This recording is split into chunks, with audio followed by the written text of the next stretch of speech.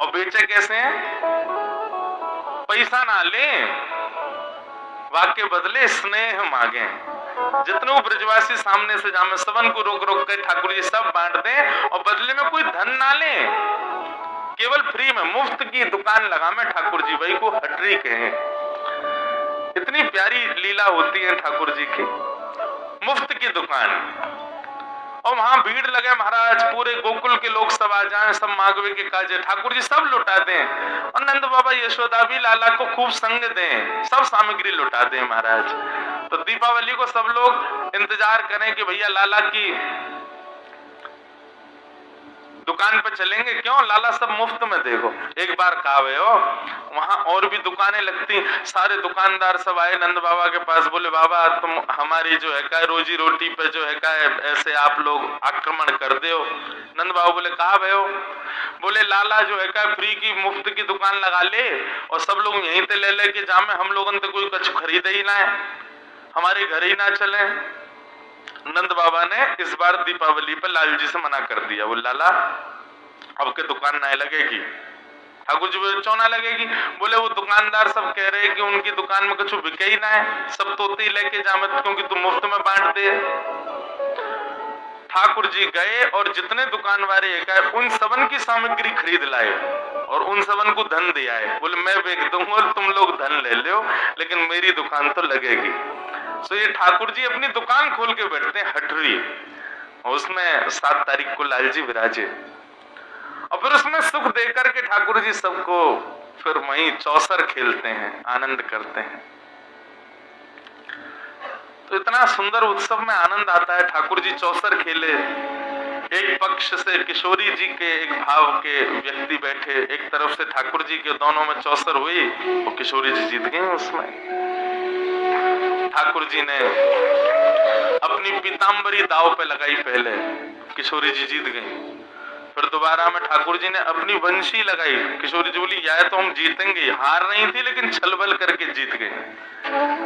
बहुत सुंदर आनंद आया था उत्सव में। तो उत्सव करने हैं ना तो बंधुओं पारंपरिक ढंग से ठाकुर जी के उत्सव करो, किसी का भी जन्मदिन हो आदि कुछ भी हो, फिर देखना आनंद किसे कहते हैं। नंद बाबा के यहाँ लाला को जन्म भयो, पर नंद बाबा ने सबसे पहले ब्राह्मणों को बुलाया और ब्राह्मणों ने आकर के मधुर स्वर में वाचयित्वा स्वस्तेनम जात कर्मात्मजस्य वै कारयामास विधिवत् पितृदेवार्चनं तथा। स्वस्ति वाचन किया सब ब्राह्मणों ने, वेद ध्वनि से ठाकुर जी का उत्सव प्रारंभ हुआ। सबसे पहले ब्राह्मणों ने वेद ध्वनि की है और उसके बाद ठाकुर जी ने सबको बधाई हो कह कह करके नंद बाबा ने सबको बधाई दी। सब ब्रजवासी गा रहे हैं, नाच रहे हैं, आनंद मना रहे हैं। सब आकर के लाला को आशीर्वाद दे रहे हैं, जुग जुग जीवेरी यशोदा मैया तेरो ललना, जुग जुग जीवेरी यशोदा मैया तेरो ललना, जुग जुग जीवेरी यशोदा मैया तेरो ललना, जुग जुग जीवेरी यशोदा मैया तेरो ललना। ये मंच पे इतने सारे गोपाल जी बैठे हैं, इन सबन की मैया सजा सजा के इनको यहाँ बैठा गई हैं, तो इन्हीं की सबरी मैयान को हम लोग कह रहे हैं, हे जुग जुग जीवेरी यशोदा मैया तेरो ललना, जुग जुग जीवेरी यशोदा मैया तेरो ललना, अरे हाँ तेरो ललना नंद रानी तेरो ललना, तेरो ललना नंद रानी तेरो ललना, तेरो ललना महारानी तेरो ललना,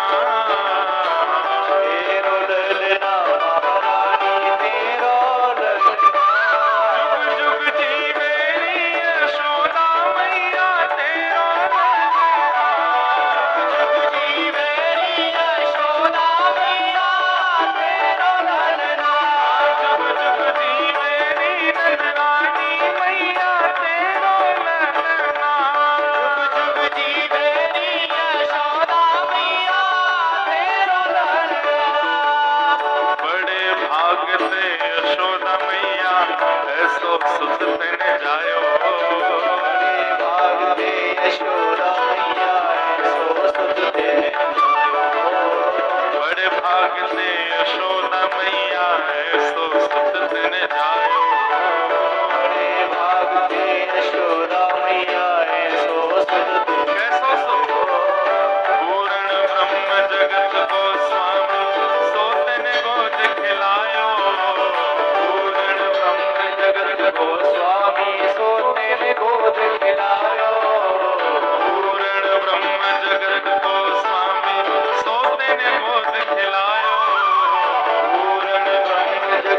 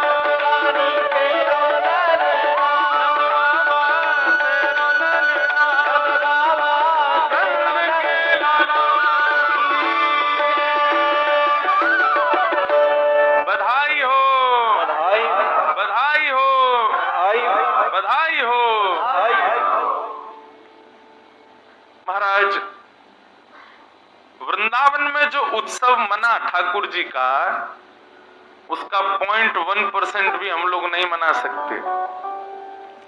ऐसा वर्णन किया गया है कि महाराज देखो, नृत्य अच्छा कब होता है, नाचना अच्छा कब होता है? या तो कोई सीख करके नृत्य करे, परंतु कई बार सीखे हुए लोगों का नृत्य भी कभी कभी फीका लगता उन लोगों के आगे जो बस आनंद उत्सुक होकर के बस नाचने लगते हैं। ये भी विचार नहीं करते कौन क्या सोचेगा, बगल वाला क्या पूछेगा, ये लोग क्या देखेंगे, नहीं, इन सब का विचार ना करके बस नाचता है, उसका नृत्य श्रेष्ठ है। ब्रजवासियों की स्थिति ऐसी है। अब यहाँ 4 लोग उठते हैं, बाकी के लोग उनको देखते हैं, कैसे नाच रहे हैं, देखो क्यों ऐसा विचार करने। देखो, हमारी तो मर्यादा है कि हम व्यासपीठ से उठ नहीं सकते। यदि हमको उठने की अनुमति मिल जाए तो आप लोग तो कुछ नहीं नाचते, हम ऐसा नाचें लाल जी के उत्सव। तो नृत्य श्रेष्ठ कब? जब हम अभिमान शून्य हो जाएं, कौन क्या विचार करे। और समस्त ब्रजवासियों की स्थिति ऐसी हो गई। ब्रजवासियों को यह नहीं लग रहा है कि नंद बाबा के लाला भयो हम क्यों नाचें। अरे नहीं भैया, हमारी लाला भयो है, सब नाच रहे हैं। अवाद्यंत विचित्राणि वादित्राणि महोत्सवे। महाराज, इतना आनंद भर गया ब्रजवासियों में। कल मैं बता रहा था ना कि नंद बाबा अटारियों पर चढ़ के लुटावे और ब्रजवासी लूटे नहीं, ऐसे पकड़ करके पीछे लुटावे। मतलब नंद बाबा ने जितना लुटाया एक भी ब्रजवासी के पास नहीं गया, सब ब्रजवासियों ने भी लुटा दिया पीछे की ओर। कोई अपने पास नहीं रख रहा है। हमारी आपकी तरह नहीं दूसरे की भी छीन के भाग रहे, ये मुझे दे रहे थे महाराज, जितने ने बीच में हाथ लगा दिया, नहीं, सब एक दूसरे को मान रहे हैं। और स्थिति ये हो गई भैया, 6 महीना तक नंद बाबा लुटाते ही रहे, लुटाते ही रहे, लुटाते ही रहे। अब तो ऐसी स्थिति हो गई कि लोगों के घर भर गए, जेब भर गई, अलमारियां भर गई, जगह ही नहीं बची, कहां रखे सामान, इतना लुटा रहे नंद बाबा। तो जितना लुटा रहे थे नंद बाबा, वो सब वृंदावन की रज में ही मिल गया। मानो रजों ने लूटा हो, वृंदावन ने लूटा हो, ब्रजधाम ने लूटा हो। ठाकुर जी की बधाई को। अद्भुत, वर्णन का विषय नहीं है। भगवान कृष्ण के जन्मोत्सव के उत्सव का वर्णन नहीं किया जा सकता है। जो वर्णन यहाँ पर किया गया है वो समझने का विषय ही नहीं, परे है, हमारी सोच से परे बात है। अवाद्यंत्र विचित्राणि, इसके पीछे मैं कभी कभी उदाहरण देता हूं कि भैया उत्सव चल रहा है, वाद्य बज रहे हैं, वाद्यों की अवधि होती है, 2 घंटा बजेंगे, 4 घंटे बजेंगे, 10 घंटे बज जाएंगे, एक आध 2 दिन बज जाएंगे, लेकिन 6 महीना तक कौन सा वाद्य बजेगा? 6 महीने तक अनवरत दिन रात वाद्य बज रहे हैं। तो भैया वाद्य तो 2-4 दिन में सब खत्म हो गए, टूट टाट गए।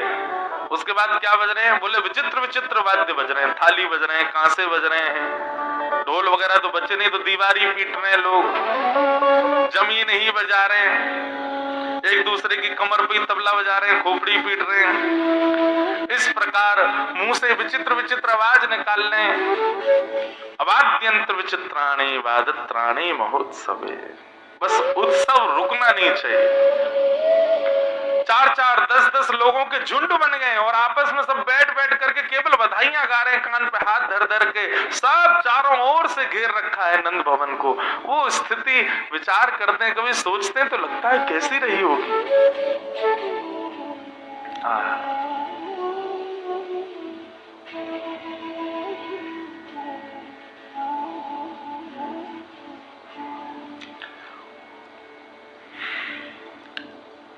भगवान का मंगलमय जन्मोत्सव मन रहा था, तभी कंस के द्वारा भेजी गई पहली राक्षसी पूतना का वहां आगमन हुआ। बंधुओं, पूतना ने कंस को वचन दिया था कि मैं आपके शत्रु को मार दूंगी। कैसे मारोगी? तुम्हारा रूप इतना भयानक, कैसे ढूंढोगी कहाँ है क्या है? पूतना ने बहुत अच्छी युक्ति बताई। 10 दिन के अंदर जितने बालकों ने जन्म लिया, मैं सब घरों में जाऊंगी, रूप बदल करके सुंदर बन के जाऊंगी। मेरे से आकृष्ट होकर के उनकी माताएं बालकों को मेरी गोद में देंगी। मैं अपना पयोधर पान कराऊंगी। पयोधर पीते ही बालक के मुख में विष जाएगा। मैं अपने विष लगा के जाऊंगी पयोधर में, विष पीते ही बालक मर जाएगा। और पूतना ने एक अत्यंत सुंदरी का रूप धारण किया और रूप धारण करके पूतना पहुंची गोकुल। अनेक बालकों को मारती हुई जैसे ही गोकुल पहुंची, पूतना को लग गया कि जरूर महाराज कंस के शत्रु का जन्म यहीं हुआ है। और जैसे ही प्रवेश किया गोकुल में, उसकी मधुर चाल सब बनावटी थी। चाल भी बनावटी, रूप भी बनावटी, मुस्कान भी बनावटी, सब कुछ उसका बनावटी था, बस दूसरों को आकर्षित करने के लिए। क्यों? क्योंकि पूतना जानती है कि मानव स्वभाव है, वो अनजान व्यक्ति पर भी विश्वास कर लेता है यदि उसके वस्त्र सुंदर हो और रूप सुंदर हो। ये हमारा स्वभाव है कि नहीं? कोई अनजान व्यक्ति हो लेकिन उसके वस्त्र ज्यादा बढ़िया ना हो, रूप भी इतना सुंदर ना हो, हमारा विश्वास नहीं होगा। लेकिन अनजान व्यक्ति है, वस्त्र अच्छे पहने हैं, रूप अच्छा है, तो हमारा उस पर विश्वास अपने आप हो जाता है। बुरा नहीं मानिएगा, पर बंबई अधिकतर पूतना की नगरी है। आप सब नहीं, पर यहां पर सब बनावटी रहते हैं, सबको लुभाने वाले, सबको अपनी ओर आकृष्ट करने वाले, आकर्षण करने वाले। उनका चेहरा बनावटी, वस्त्र बनावटी, हंसी बनावटी, बाल बनावटी, नाक बनावटी, आंख बनावटी, बोली बनावटी। आप लोगों की नहीं कह रहा, मैं उन लोगों की बात कर रहा हूं जो सबको और कौन आकर्षित करते हैं ये सब जानते हैं। कौन आकृष्ट करता है सबको? सबको पता है। एक ऐसी इंडस्ट्री है यहाँ पे जो सबको केवल अपने अंदर से भयंकर टूटे हुए हैं, अंदर से रो रहे हैं, चीख रहे हैं, चिल्ला रहे हैं, लेकिन अपने रूप आवरण ऐसा बनाएंगे कि महाराज सामने वाला कहे ओहो यही है बस।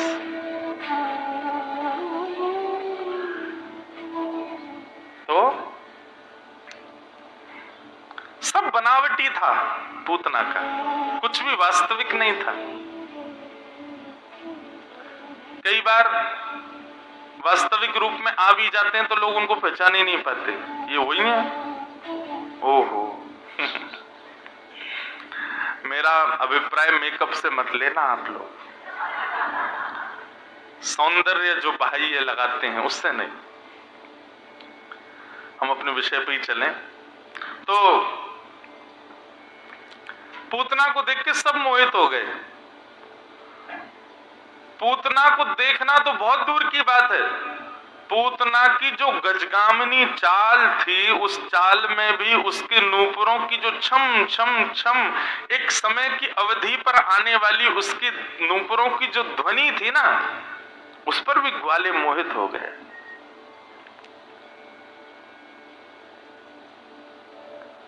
छम छम छम पायल की झनकार सुन रहे हैं, ग्वाल बाल सब गा रहे हैं, नंद घनानंद भयो जय कन्हैया लाल की। जैसी छम छम आवाज सुनी तो पीछे मुड़ करके ऐसे देखा, ऐसे देख करके जैसे सामने देखते तो स्तब्ध हो जाते और पीछे देखे पर उसी को ही देखते।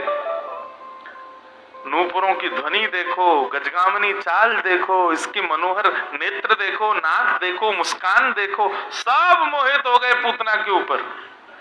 कितनी सुंदर। आप कहेंगे कि पुरुष मोहित हुए होंगे ना, गोपियां भी मोहित हो गई। कुछ गोपियों के पास जाकर के पूतना ने केवल इतना कहा, अरे सुनो ये नंद भवन कहाँ है? तो पहले तो स्वर सुन के गोपियों के आंख बंद हुए, बोले वाह इतने मधुर स्वर, कौन है भैया? पीछे मुड़ करके देखा तो रूप देख करके तो मुंह खुले रह गए, आंखें खुली रह गई, इतनी सुंदर। भैया हमने तो ब्रज में कभी इतनी सुंदर कोई देखी नहीं, कौन है ये? नंद भवन कहाँ है? बोले ये 2 यमलार्जुन के जो वृक्ष जिस आंगन में है वो ये नंद भवन, जाओ। 2-4 ग्वाले तो दौड़े दौड़े मैया के पास गए, बोले मैया तू बहुत पीछे पड़ी रहे, मेरा ब्याह कर ले, मैं तैयार हूं ब्याह करवे को। कौन ते करेगा? देख वो जा रही का बात करा दे, कितनी सुंदर है मैया, यही ते करा दे हमारो ब्याह। कहने का अभिप्राय पूतना ने सबको अपनी ओर आकृष्ट कर लिया, आकर्षित कर लिया अपने रूप से, अपने भाव से, अपनी बोली से, जो कि सब बनावटी था। पूतना ने जैसे ही नंद भवन में प्रवेश किया, यशोदा मैया भी मोहित हो गई पूतना के ऊपर, इतनी सुंदर। अरे विधाता, मेरो लाला या तो कछु साल पहले ही जन्म ले ले तो, या ये कछु साल बाद जन्म लेती तो यही तो ब्याह कराती अपने लाला को, इतनी सुंदर बहू। हमारा स्वभाव है बंधुओं, हम रूप और वस्त्र इनको प्रधानता ज्यादा देते हैं। रूप और वस्त्र को प्रधानता देने का मतलब हम व्यक्ति का प्रभाव देखते हैं, हम उसका स्वभाव नहीं देखते। और यहीं पर हम संबंधों में मात खा जाते हैं। किसी का प्रभाव रुचिकर लगे, देखो प्रभाव से ना ही ब्याह करो, प्रभाव से ना ही मित्र बनाओ, और प्रभाव से ना ही गुरु बनाओ। इन 3 चीजों में प्रभाव को प्रधानता मत देना। पहली बात, मित्र को प्रभाव देखकर नहीं बनाना। पत्नी और पति, अपना जीवन संगी, उसका भी प्रभाव मत देखना, उसके प्रभाव कैसा, वो पढ़ने में कैसा, या पढ़ाई तो बहुत दूर की बात, उसका रूप या उसका श्रृंगार या उसका जो उसके रूप आवरण है बाहर के, उस पर रीच करके ब्याह मत करना। और तीसरा, गुरु भी प्रभाव देख करके मत बनाना। इन 3 संबंधों में स्वभाव को प्रधानता दो। मित्र किसको बनाना है? रूप भले ही नहीं है, स्वरूप भले ही नहीं, स्वभाव बहुत अच्छा है। पति या पत्नी जीवन संगी किसको बनाना? रूप भले ही इतना शोभादायी नहीं है, स्वभाव बहुत मधुर है। और गुरु भी प्रभावशाली कितने हैं ये देख करके नहीं, स्वभाव कैसा है, ठाकुर जी के प्रति प्रीति कैसी, ये देख करके बनाओ। लेकिन पूतना के सब प्रभाव पर मोहित हो गए।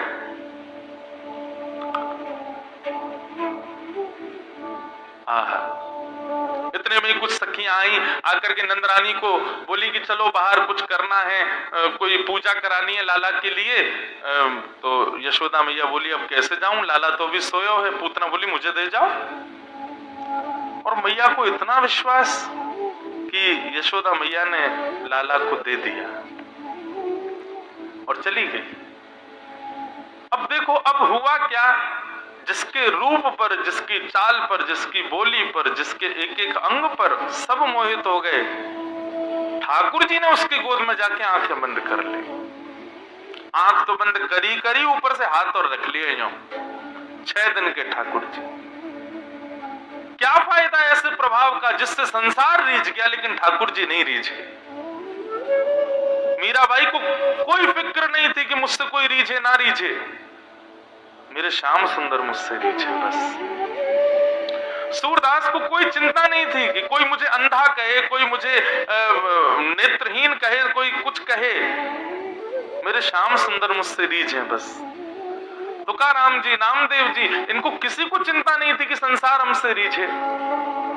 नामदेव जी के विषय में तो कथा आती है कि श्री नामदेव जी का नाम ही इसीलिए नामदेव था क्योंकि वो नाम को ही सर्वधन मानते थे।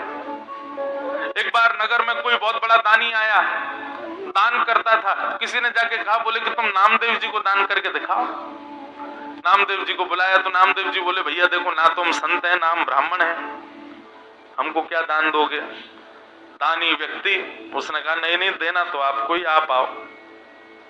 नामदेव जी पहुंच गए। नामदेव जी बोले, शर्त हमारी ये रहेगी, जो हम मांगेंगे वो देना पड़ेगा। बोले, आप मांगो क्या चाहिए। नामदेव जी ने एक तुलसी पत्र पर रा लिखा, केवल रा, और उस तुलसी पत्र को तराजू के एक पल्ले में रखा। बोले, इसके समान भार भर करके सोना चांदी जो तुम देना चाहो दे दो।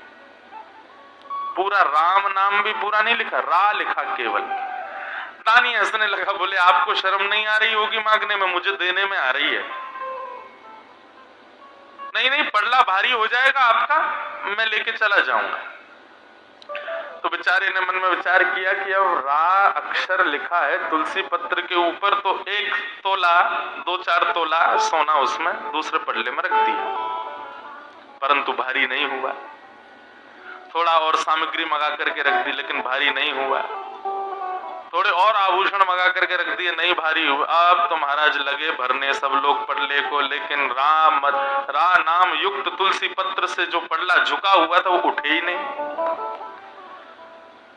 इतनी संपत्ति महाराज भर दी, राजा ने अपनी पूरी संपत्ति लगा दी, लेकिन उस रा अक्षर के समान संपत्ति नहीं हो पाई।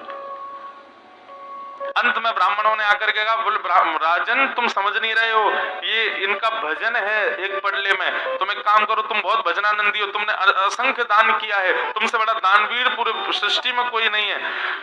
आज तक तुमने जितने पुण्य किए हैं उन पुण्यों का बल हाथ में लेकर के जल वो छोड़ो, तब ये ऊपर उठेगा। राजा ने किया। महाराज अपने सारे समस्त जीवन के पुण्य का बल हाथ में लेकर के संकल्पित करके पड़ले पर छोड़ा, तब भी वो रा शब्द ऊपर नहीं हुआ। अंत तो गत्वा नामदेव जी के चरणों में गिर गया। बोले कैसे होगा ये? बोले राजन, भगवान नाम महिमा है ये। ठाकुर जी के नाम को तुम पूरी सृष्टि भी रख दोगे तो भी ये ऊपर नहीं हो पाएगा। मैं तुमको यही बताना चाहता हूं, मुझे दान की आवश्यकता नहीं। क्यों? क्योंकि राम नाम मेरे पास है। मेरे पास में वो नाम विद्यमान है जिसके आगे तुम्हारा पूरा वैभव फीका पड़ जाएगा, उसकी तुलना नहीं कर पाएगा। तो मेरे पास तो ये है। अब तुमको भी यही कहना चाहता हूं, ये ज्यादा अपने धन प्रलोभ में मत रहो, सबको दान देते मत रहो। देना है तो सबको राम के नाम का दान करो, सबको कृष्ण नाम दान करो। तो ये भक्तजन, इनको फर्क नहीं पड़ता कि संसार में हमसे कोई रीझे नहीं रीझे, हमारे श्याम सुंदर रीझे बस। रूठे चाहे राजा वासे कछु न काजा, एक तू ही महाराजा और कौन पास जाएंगे।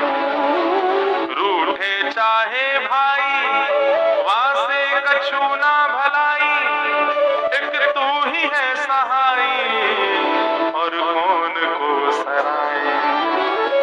रूठे चाहे शत्रु और मित्र आठों याम, एक तेरे चरणन के नेह को निभाएंगे। जग सारा झूठा एक तू ही है अनूठा, रूठ जाए चाहे सारा जग पर तू ना रूठा चाहे। कोई भी रूठ जाए हमसे, हमारे पंडरीनाथ हमसे कभी ना रूठे। पूतना का कितना बड़ा दुर्भाग्य, कितना बड़ा दुर्भाग्य। भगवान के पास चली गई, भगवान के सन्मुख चली गई, ठाकुर जी उसकी गोद में लेटे हैं, लेकिन फिर भी ठाकुर जी के नेत्रों की पात्र नहीं बन पाई वो। कितना बड़ा दुर्भाग्य पूतना का। मुझसे यदि पूछा जाए कि राक्षसों में सबसे बड़ा दुर्भाग्यशाली कौन, तो पूतना है। इतना सामीप्य मिल गया उसको भगवान का, फिर भी भगवान के नेत्रों की पात्र नहीं बन पाई। बंधु, हम भक्ति क्यों करते हैं? आपके जो भी डेफिनेशन है, आपकी जो भी इच्छाएं हैं अपने पास, आप उसको सजा के रखिए, लेकिन मेरी एक बात मानिए, हम भक्ति इसीलिए करते हैं, हम वैष्णवता इसलिए अपने जीवन में ला रहे हैं, हम भागवत सुनकर के इसलिए भक्ति पथ के अनुगामी बन रहे हैं, ताकि ठाकुर जी के नेत्रों के पात्र बन सके। ठाकुर जी हमको निहारें, इसलिए हजारों लाखों लोग वृंदावन जा रहे हैं। बिहारी जी का दर्शन, राधा वल्लभ जी का दर्शन, राधा रमन जी का दर्शन। वृंदावन में आज भी सुबह की हेडलाइन थी कि कल करीब 5 से 7-8 लाख लोग थे वृंदावन में। यह विशेष बात नहीं है कि वृंदावन में 10 लाख लोग आ रहे हैं, यह विशेष बात है कि 10